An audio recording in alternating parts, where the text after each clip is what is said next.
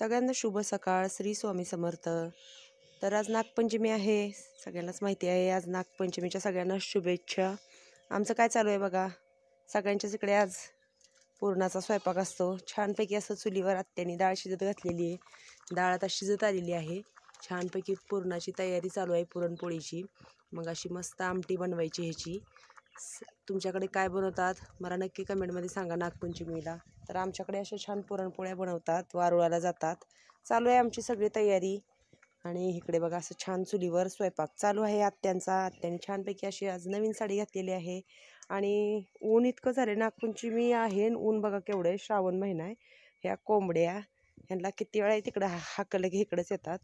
असं छान वातावरण झालेलं आहे. ऊन पडले. ऊन कशासाठी? कपडे सुकण्यासाठी ऊन मला फार आवडतं. गाई अजून बांधायच्यात. मामा गेले त्यांच्या बहिणीकडे कालच, आता येतील आज. ह्यांना आता मी टाकणार आहे बुसकट. हे बघा छान अशी निवांत. ही इतकी आगाव पाट आहे आमची. कोणाला पाहिजे असेल तर मला नक्की कमेंटमध्ये सांगा, घेऊन जा. सारखी ओरडत असते वेड्यासारखी. अशा आमच्या शेळ्या छान अशा उन्हाला बसल्या आहेत. सगळ्याला खुराक चारून झाला आहे. आणि आमच्या ह्या शेळीला होणार आहे लवकरच पिल्लू. तर अशा शेळ्या छान बसल्यात उन्हामध्ये.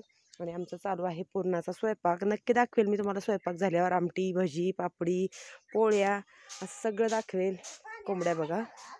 आणि गणेशचा उद्योग आहे, गणेशला पाणी. गणेशचा काहीतरी वेगळं आज नवीनच गाडीचं हे चालू आहे, बनवणं चालू आहे. शाळेला सुट्टी आहे त्याच्यामुळे त्याला हे असला खेळ खूप आवडतो. कसा वाटला व्हिडिओ नक्की कमेंटमध्ये सांगा.